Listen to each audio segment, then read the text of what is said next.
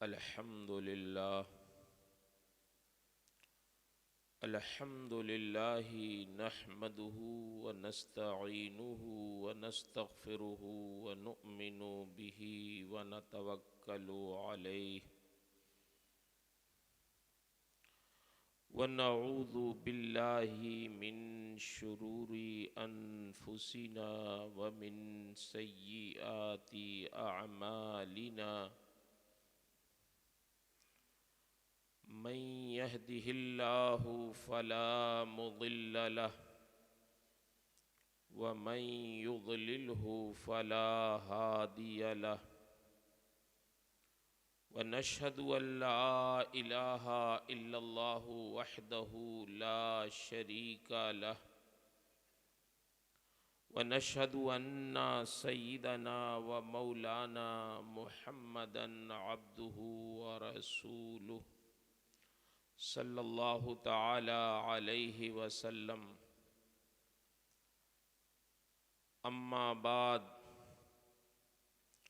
فاعوذ باللہ من الشیطان الرجیم بسم اللہ الرحمن الرحیم والذین جاہدوا فینا لنہدینہم سبلنا آمنت باللہ صدق اللہ العظیم وصدق رسولہ النبی الامین الکریم ونحن علی ذلک لمن الشاہدین والشاکرین والحمد للہ رب العالمین۔ انتہائی عقیدت و محبت اور احترام کے ساتھ بارگاہ رسالت مآب صلی اللہ تعالی علیہ وسلم میں درود شریف کا نذرانہ پیش کریں۔ اللہم صلی علی سیدنا و مولانا محمد معدن الجود والکرم وآلہ وبارک وسلم صلاة و سلاما علیک یا رسول اللہ۔ تشریف رکھیں۔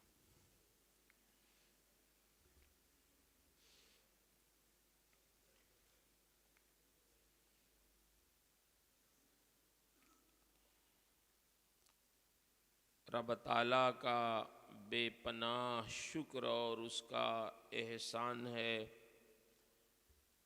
کہ اللہ تعالیٰ نے اپنے بے شمار بندوں میں سے ہم اور آپ کو اپنے دین کی خدمت کے لیے منتخب فرما لیا ہے۔ اس انتخاب پر ہمیں اور آپ کو ہمیشہ اپنے رب کا شکر ادا کرنا چاہیے۔ اللہ تعالی ارشاد فرماتا ہے ثم اورثنا الکتاب الذین اصطفینا من عبادنا، کہ ہم نے اپنی کتاب کا وارث اپنے ان بندوں کو بنایا ہے جن کو ہم نے اپنے دین کے لیے چن لیا۔ تو آپ کو ہمیشہ اس بات پر خوش رہنا چاہیے، شکر گزار رہنا چاہیے کہ اللہ تعالیٰ نے اپنے دین کے لیے کتاب الہی کی خدمت کے لیے منتخب فرما لیا۔ اللہ جس کو منتخب فرماتا ہے ظاہر ہے کہ اس سے راضی ہوتا ہے، اس سے محبت فرماتا۔ تو علم دین کے خادموں کا انتخاب اللہ کی طرف سے ہے۔ کبھی اس لیے احساس کمتری میں مبتلا نہیں ہونا چاہیے کہ ہم مولوی صاحب ہیں، ہماری کیا حیثیت ہے، کتنی تنخواہ ہے، کیا معاش ہوگا. چھوڑیں یہ سب. صرف اتنی سی بات پر کہ اللہ نے آپ کو منتخب کر لیا ہے، شکر گزار رہیے اور یقین رکھیے کہ جس کو وہ منتخب فرماتا ہے اس کو رسوا نہیں فرماتا.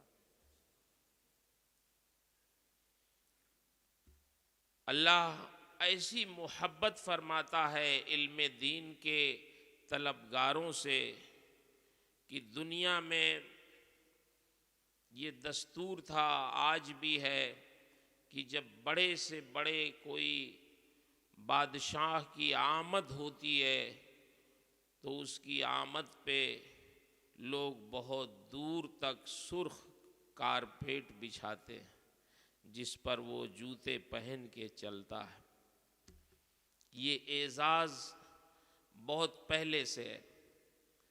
جب وہ اپنے ملک جاتا ہے تو بتاتا ہے کہ میں فلاں ملک گیا تھا، میرے اعزاز میں اتنی دور تک سرخ کارپیٹ لوگوں نے بچھایا، میں اس پر چلا، میری عزت ہوئی.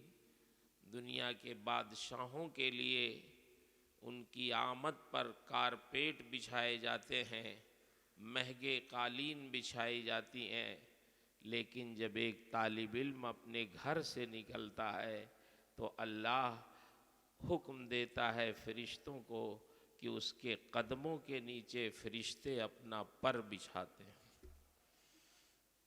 وہ فرشتے جو معصوم ہیں، ہم گنہگاروں کے لیے، بچوں کے لیے جو غلطی بھی کرتے ہیں، نادانی بھی کرتے ہیں، لیکن اللہ کے دین کا علم حاصل کرنے کے لیے وہ نکلے ہیں، تو اللہ ان سے ایسی محبت فرماتا ہے کہ اپنے فرشتوں کے ذریعے ان کے قدموں کے نیچے پر بچھواتا.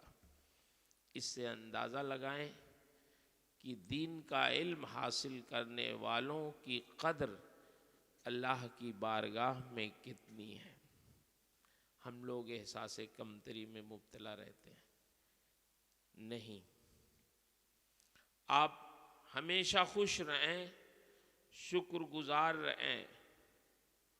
اللہ تعالیٰ نے اپنے دین کی حفاظت کا انتظام آپ کے ذریعے کیا. اللہ ارشاد فرماتا ہے اِنَّا نَحْنُ نَزَّلْنَا الذِّكْرَ وَإِنَّا لَهُ لَحَافِظُونَ. ہم نے قرآن نازل کیا ہے تو ہم اس کے محافظ ہیں. کیا مطلب اس کا؟ کوئی بادشاہ اگر اپنی رعایا سے یہ کہے کہ تم لوگ بے خوف سو، ہم تمہاری حفاظت کریں گے، تو کیا بادشاہ خود اٹھ کر رات بھر نگرانی کرتا ہے؟ وہی آ کے حفاظت کرتا ہے؟ اس کی فوج حفاظت کرتی ہے، اس کے سپاہی حفاظت کرتے ہیں، اس کے کارندے حفاظت کرتے ہیں، پولیس حفاظت کرتی ہے. تو اللہ نے اگر اپنے دین، اپنی کتاب کی حفاظت کی ذمہ داری لی ہے تو اس حفاظت کا کام کس کے ذریعے لیتا ہے؟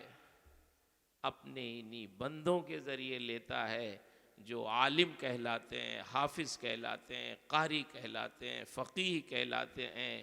یہی دین کے حقیقت میں محافظ ہوتے ہیں. محافظ تو بلا شبہ رب العالمین ہے، لیکن اللہ تعالیٰ اپنے دین کی حفاظت کے لیے انہی علماء کو، حفاظ کو، قراء کو چن لیا ہے. قرآن مقدس کی حفاظت، اس کے الفاظ کی حفاظت حفاظ کرتے ہیں، اس کے حروف کی حفاظت، صفات کی حفاظت قراء کرتے ہیں، اس کے معانی کی حفاظت علماء کرتے ہیں. اور اس کے معارف کی حفاظت ہمارے مشائخ کرتے ہیں۔ تو قرآن کی حفاظت اللہ علماء کے ذریعے، طلباء میں حفاظ، قراء اور اپنے مخصوص بندوں جو قرآن کی گہرائیوں میں پہنچتے ہیں، اس کی آیتوں کے مجتہدین ہیں، مفسرین ہیں، جو موتیاں تلاشتے ہیں، ان سب کے ذریعے اللہ حفاظت فرماتا۔ تو ہمیں یہ یاد رکھنا چاہیے کہ ہم لوگ کیا ہیں، اللہ نے ہمیں کس لیے پیدا کیا ہے۔ ہمیشہ اس ذہن میں رکھنا چاہیے کہ اللہ نے ہمیں اپنے دین کی خدمت اور اس کی حفاظت کے لیے پیدا کیا۔ اسی نظریے کے ساتھ ہمارے طلباء کو پڑھنا چاہیے اور ہمارے فارغ ہونے والے علماء کو جا کے دین کی خدمت کرنا چاہیے کہ آپ دین کے خادم ہیں۔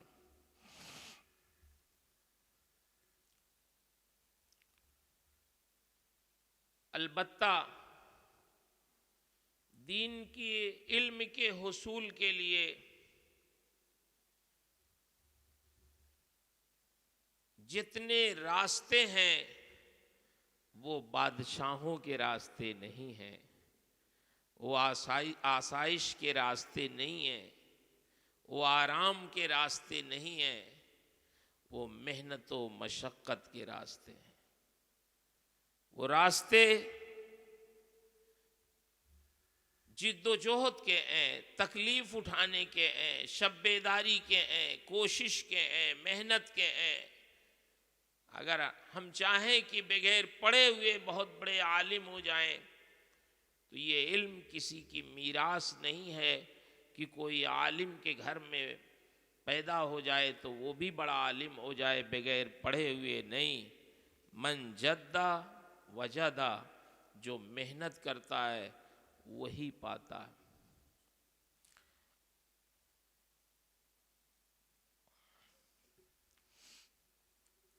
اس سلسلے میں اگر آپ تاریخ کو پڑھیں، آپ تو پڑھتے ہی رہتے ہیں الحمدللہ، اس میں کوئی تخصیص نہیں ہے کہ کوئی آزاد ہو، غلام ہو، غریب ہو، امیر ہو۔ جو محنت کرتا ہے، کوشش کرتا ہے، وہ کامیاب ہو جاتا ہے۔ امام زہری بہت بڑے محدث ہیں، آپ حدیث کی سندوں میں ان کا نام پڑھتے رہتے ہیں۔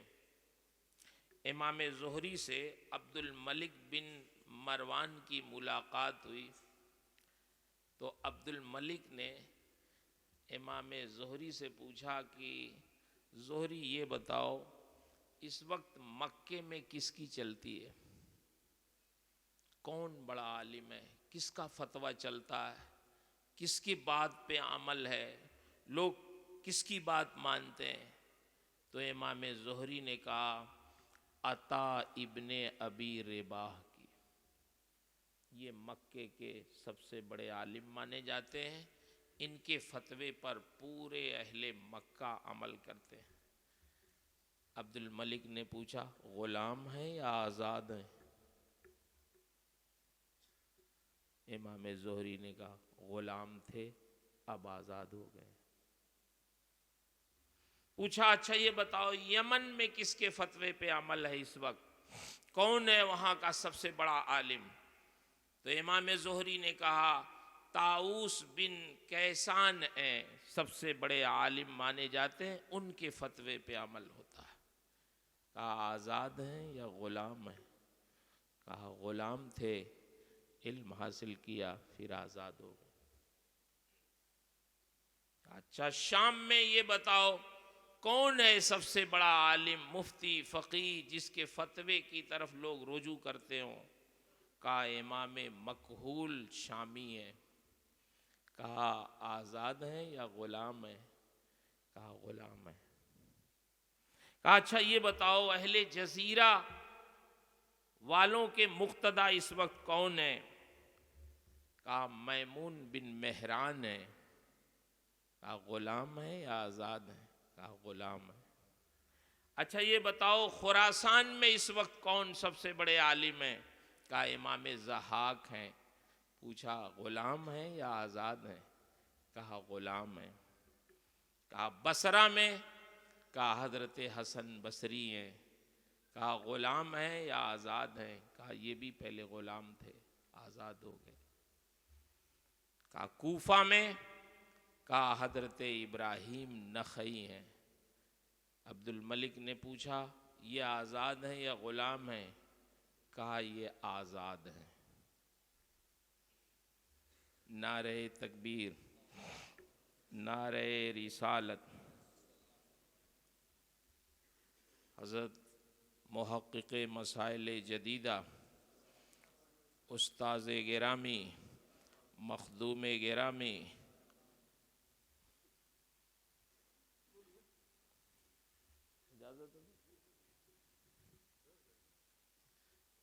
سوچا کچھ کوشش کریں کھڑے ہو کے کرنے کی. دیکھیں بیٹھے.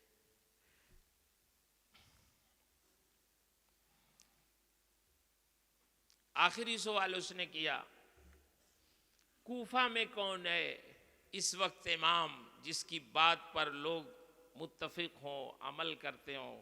کہا ابراہیم نخعی ہے. پوچھا اچھا یہ بتاؤ یہ آزاد ہیں یا غلام؟ تو انہوں نے کہا یہ آزاد ہیں. عبد الملک نے کہا کم سے کم ایک آزاد کا نام تو تم نے لے لیا. یہ اتنے بڑے بڑے شہروں میں سب غلام لوگ فتویٰ دیتے ہیں، غلاموں کے بات پہ عمل کیا جاتا ہے، وہی مقتدی اور رہنما ہیں. مکے کے، یمن کے، شام کے، اہل جزیرہ کے، سب کے، بصرہ کے، سب کے مقتدی وہی ہیں. تو حضرت امام زہری نے بڑی تاریخی بات ارشاد فرمائی. فرمایا انما ہوا دین من حفظہ سادہ ومن ترکہ سقطا. کہا خلیفہ یہ علم دین ہے جو اس کو اپناتا ہے، جو اس کو یاد کرتا ہے، جو اس کو سیکھتا ہے، چاہے وہ غلام ہی کیوں نہ ہو، وہ سردار بن جاتا ہے. اور جو اس کو چھوڑ دیتا ہے، روگردانی کرتا ہے، نہیں توجہ دیتا ہے، وہ بادشاہ کا بیٹا کیوں نہ ہو، وہ اپنی منزل اور اپنے مرتبے سے گر جاتا ہے. اس کا مطلب یہ ہوا یہ علم کسی کی میراث نہیں ہے. ہم میں سے جو محنت کرے گا، کوشش کرے گا، چاہے وہ غلام ہو، آزاد ہو، اب تو غلامی کا تصور نہیں ہے، چاہے وہ کسی کسان کا بیٹا ہو، غریب کا بیٹا ہو، اس کے ماں باپ پڑھے لکھے ہوں نہ ہوں، لیکن اگر وہ محنت کرے گا، کوشش کرے گا تو انشاءاللہ وہ کامیاب ہوگا. اللہ اسے سرداری عطا فرمائے گا، اسے عزت عطا فرمائے گا. تو حقیقت یہ ہے کہ ہماری اور آپ کی ساری عزتیں اسی علم دین کی برکت سے. ہم لوگ یہ چاہتے ہیں، ہم اپنے طلبہ سے بھی تھوڑی سی شکایت رکھتے ہیں کہ آپ جیسی محنت کرنی چاہیے نہیں کرتے. آپ آرام زیادہ کرتے ہیں، آپ سوتے زیادہ ہیں، آپ وقت کی جو اہمیت سمجھنا چاہیے کم سمجھتے ہیں. آپ پڑھیں اپنے بزرگوں کے حالات، اپنے مشائخ کے حالات پڑھیں تو آپ کو محسوس ہوگا کہ کتنی محنت لوگ کرتے تھے، کتنی جافشانی. میں نے کیا نام ہے ان کا، امام بقی بن مخلد قرطبی کے حالات پڑھے. بقی بن مخلد قرطبی کے حالات، یہ امام احمد بن حنبل کے زمانے کے تھے، یہ اندلس کے رہنے والے، قرطبہ کے رہنے والے تھے. سنا کہ امام احمد بن حنبل بغداد میں علم دین سکھاتے ہیں، دنیا بھر سے لوگ ان کی خدمت میں آتے ہیں۔ تو امام بقی کو شوق ہوا کہ چلیں، راستے میں سمندر بھی پڑتا، اپنی سامان کی گٹھری بنائی۔ اس زمانے میں نہ بس تھے، نہ ٹرینیں تھیں، نہ ہوائی جہاز تھے، سمندروں میں کشتیاں تھیں، خشکی پہ اونٹ تھے یا پیدل چلنے کا راستہ تھا، بس یہی تھا، یہی انتظام تھا۔ کہتے ہیں میں نے پہلے جو سمندر پڑا اس میں ایک کشتی کرائے پہ لی، بیٹھا اس میں، اور اس کا چلانے والا راستہ بھول گیا تو وہ کشتی موجوں کے نذر ہو گئی، تھپیڑے آتے بڑے اونچ بلندی پہ، ایسا لگتا تھا کشتی ابھی ڈوبی ابھی ڈوبی۔ ہم نے سوچ لیا، یقین کر لیا کہ لگتا ہے اب خشکی کو دیکھنا اب منظور نہیں ہے، اسی سمندر ہی میں ڈوب جانا ہے، اب ملاقات کسی سے نہیں ہونی ہے، نہ خشکی پہ ہم پہنچ پائیں گے۔ لیکن اللہ کا فضل ہوا، کافی دنوں کے بعد ہماری کشتی ساحل سمندر پہ لگی، اور جب ہم اترے وہاں سے، اپنی گٹھری اپنے سر پہ رکھی، پیدل چلے، لوگوں سے ملاقات ہوئی، ہم نے پوچھا بغداد کتنی دور ہے؟ لوگوں نے بتایا یہاں سے تقریباً 700-800 میل ہے بغداد۔ کہتے ہیں ہم نے کہا پہنچ جائیں گے، ہم چلیں گے کچھ دن، تھک جائیں گے، آرام کریں گے، لیکن ہمیں امام احمد بن حنبل تک پہنچنا ہے۔ آپ غور کریں، آج ہم لوگ ایئر کنڈیشن گاڑیوں میں بیٹھ کے جاتے ہیں تو تھک جاتے ہیں، ایئر کنڈیشن ٹرینوں میں جاتے ہیں تھک جاتے ہیں، ہوائی جہاز سے سفر کر کے تھک جاتے ہیں، ہمیں آرام کی ضرورت پڑتی ہے۔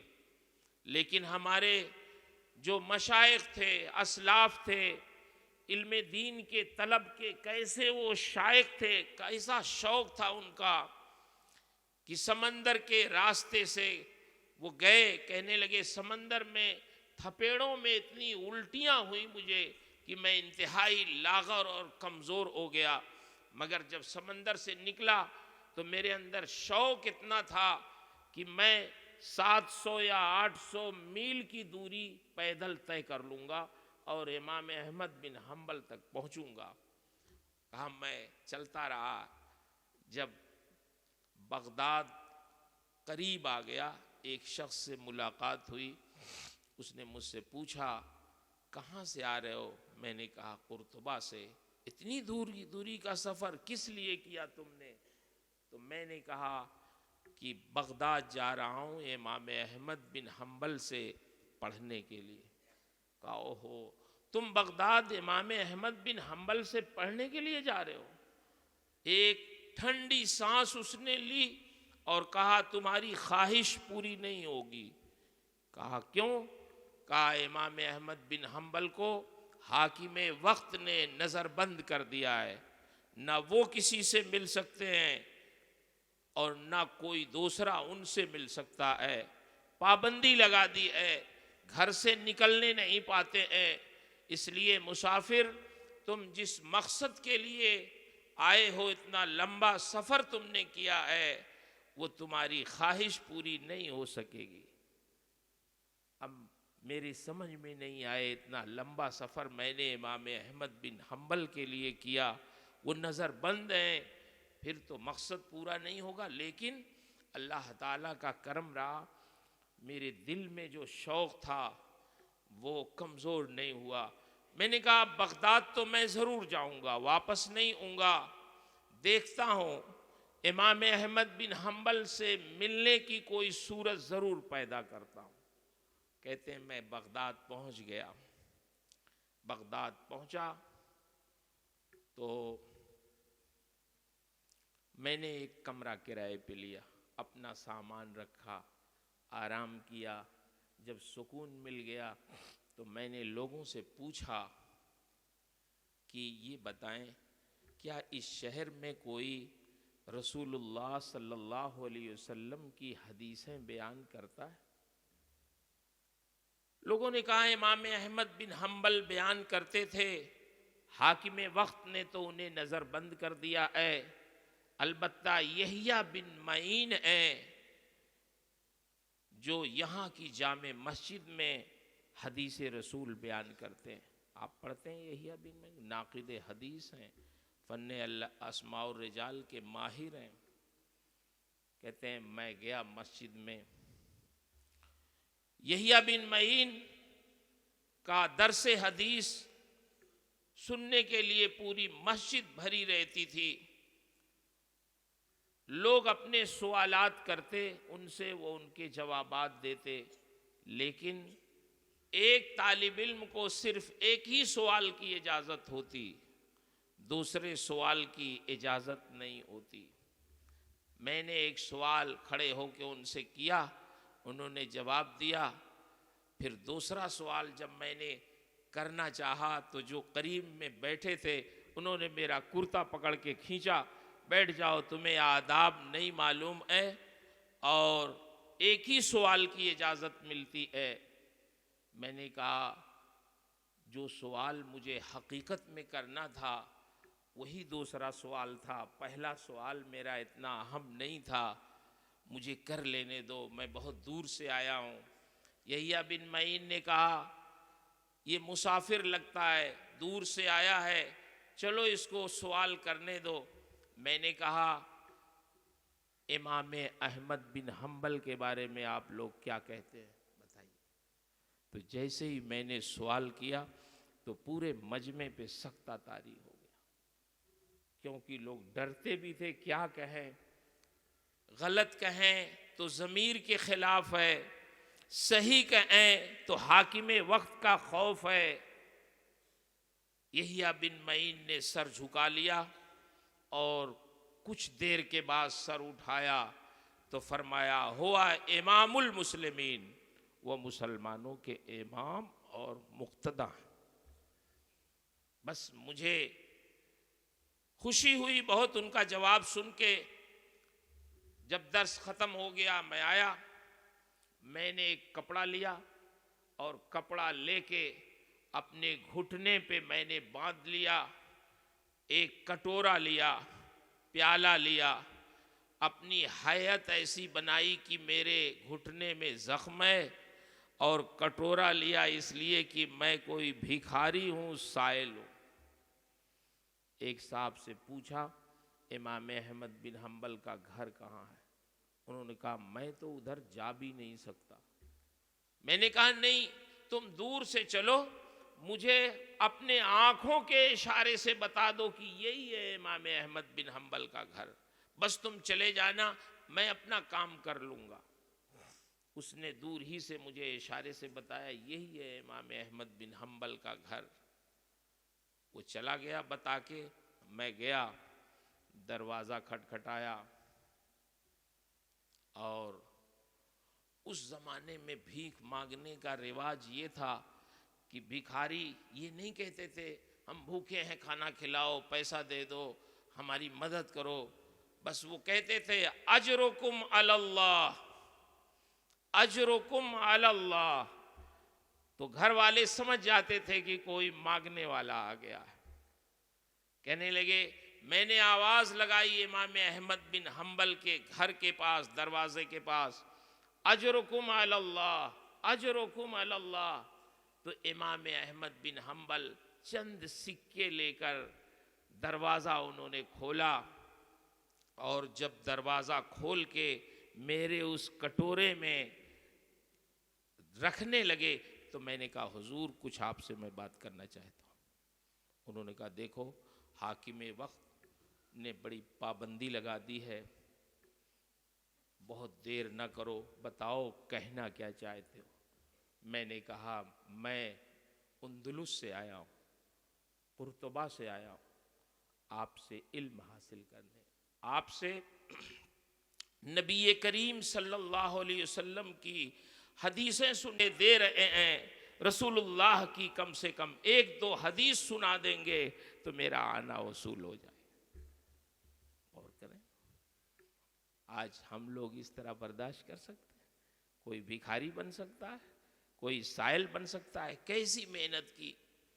کہنے لگے حضور اگر کوئی نہیں نظر آئے گا آدمی، بادشاہ کا کوئی سپاہی، کوئی مخبر نظر نہ آئے تو آپ حدیثیں سنائیے گا، اور اگر کوئی آدمی نظر آ جائے کہ وہ ہمیں دیکھ رہا ہے تو وہی سکے ہمارے برتن میں ڈال دیجئے گا، ہم چلے جائیں گے، لوگ سمجھیں گے کہ یہ بھکاری ہے۔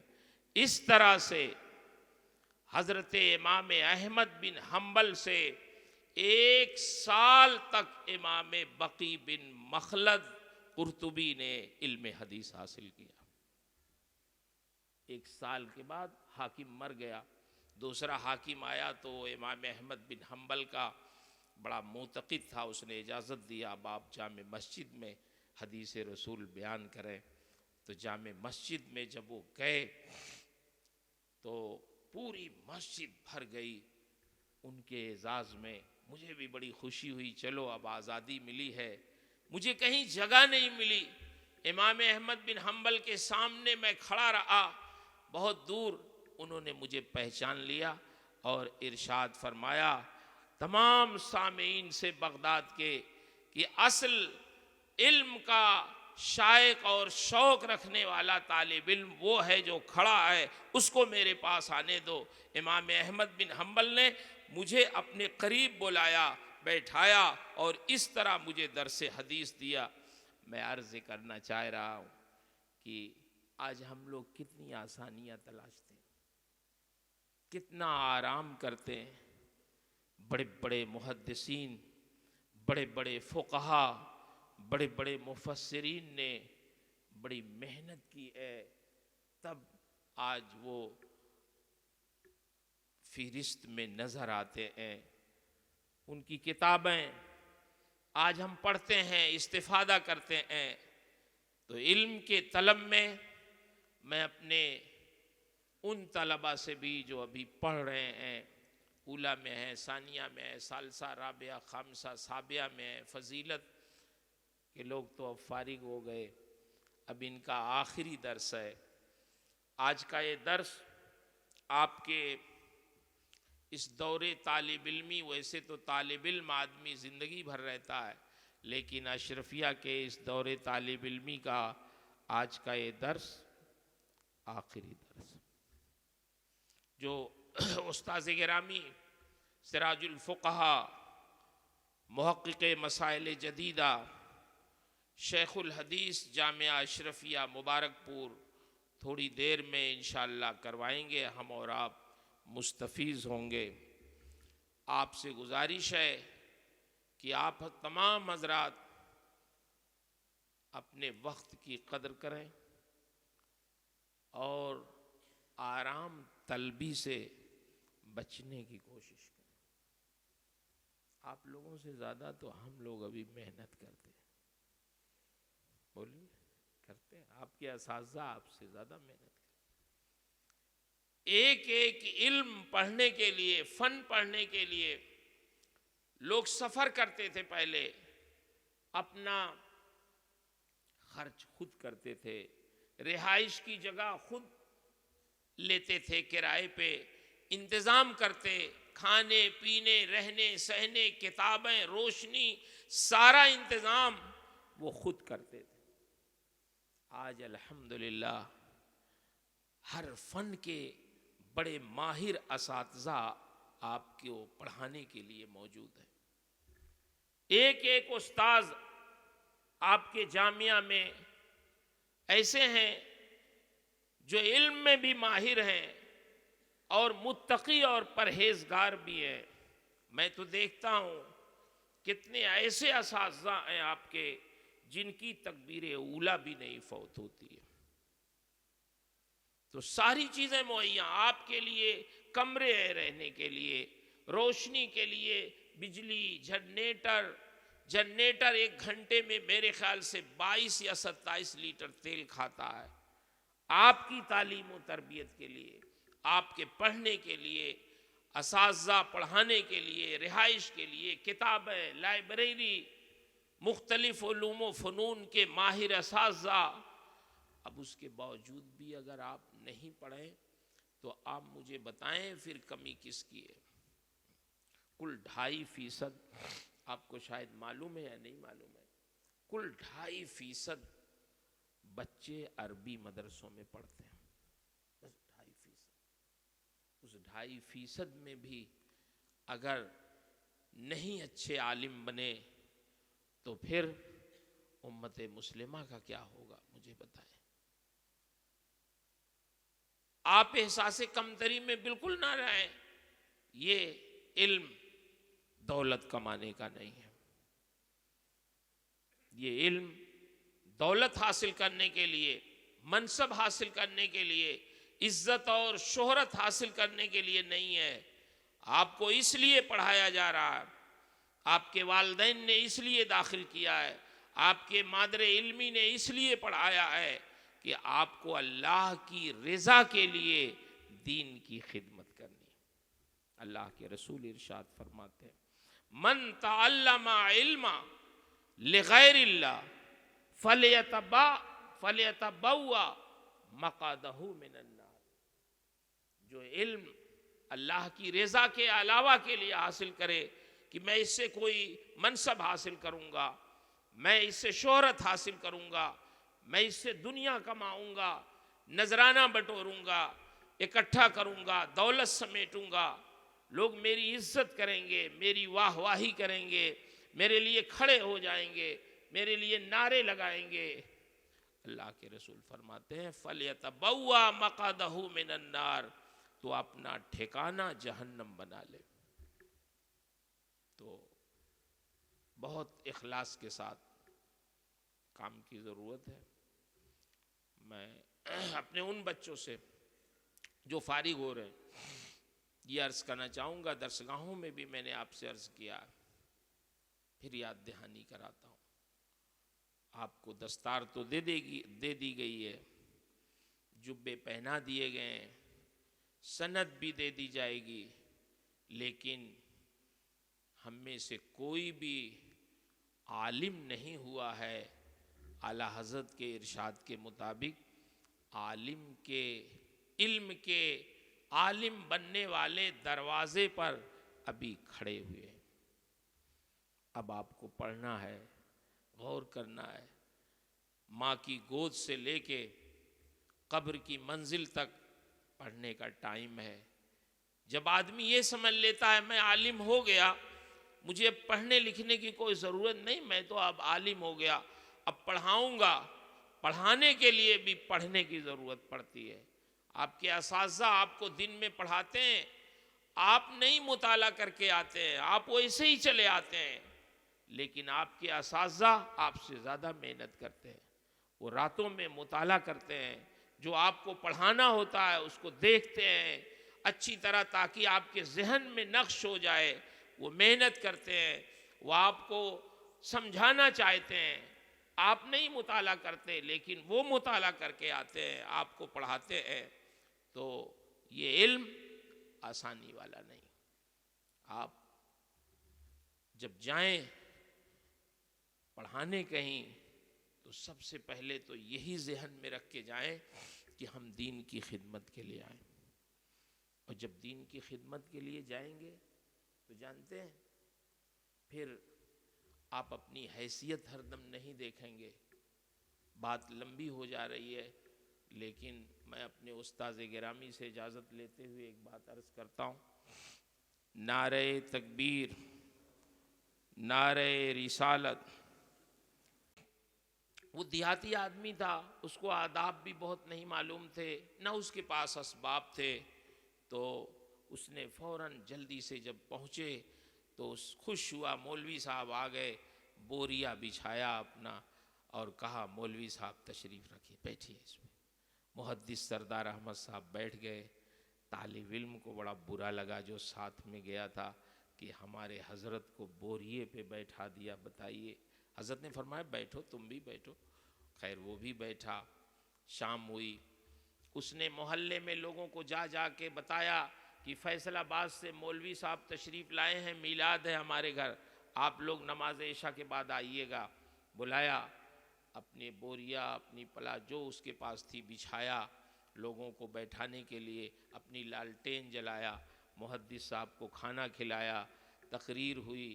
پھر جب واپس ہوئے تو شاگرد نے محدث صاحب سے عرض کیا، حضور آپ بھی بالکل سیدھے سادے آدمی ہیں، جہاں کوئی بیٹھاتا ہے بیٹھ جاتے ہیں، بتائیے اتنے بڑے عالم کی اس نے کوئی قدر نہیں کی، بوریے پہ بیٹھایا اور آپ بھی سیدھے سادے آدمی بیٹھ گئے۔ مجھے تو بڑا خراب لگا، میری طبیعت چاہ رہی تھی کہ آپ سے کہوں واپس چلے چلیں، یہ قدردان نہیں ہیں آپ کے۔ تو محدث صاحب سنتے رہے۔ جب بات طالب علم کی ختم ہو گئی تو فرمانے لگے، تمہارا دماغ صحیح ہے نا اپنی جگہ پہ؟ ہم عالم ہیں تو ہمارا کام ہے دین کی دعوت دینا، یہ ہمارا فریضہ ہے کہ جائیں جہاں تک جا سکتے ہیں علاقوں میں لوگوں کو دین کی دعوت دیں۔ تو یہ تو ہمارا فریضہ تھا، یہ تو اس کی مہربانی ہوئی کہ بجائے اس کے کہ ہم گھر گھر جاتے سارے لوگوں کو اکٹھا کر دیا، اپنی لالٹین جلایا، ہمیں کھانا بھی کھلایا، ہم کو کوئی دقت نہیں ہوئی، اکٹھا مجمع پا گئے، سب کو ہم نے دین کی باتیں سنا دی۔ تو ہمارے ساتھ تو اس نے مہربانی کی۔ تم کو بوریا نظر آ رہا، یہ سہولت نہیں نظر آ رہی ہے۔ ایک عالم ہونے کی بنیاد پر ہمارا جو کام تھا وہ ہمارے ذمے تھا، لیکن اس نے آسان کر دیا۔ تو تمہیں یہ سوچنا چاہیے کہ یہ عوام جو کچھ کر رہی ہے وہ اس سے زیادہ فریضہ ہمارا ہے کرنے کا، عالم ہونے کی بنیاد پر۔ اس لیے کبھی کسی جلسے میں جائیں، کسی میلاد میں جائیں، پذیرائی اگر نہ ہو تو دماغ خراب نہیں ہونا چاہیے، ناراض مت ہوئیے گا، اس کو ڈانٹیے گا نہیں، ناشکری کے الفاظ نہ کہیے گا، بلکہ یہ سوچئے گا کہ اللہ کے دین کی خدمت کے مختلف طریقے ہوتے ہیں، یہ بھی ایک ذریعہ ہے، یہ بھی ایک طریقہ ہے، اور اللہ کا شکر ادا کریے گا کہ اللہ نے اپنے دین کی خدمت کے لیے ہمیں منتخب فرما لیا۔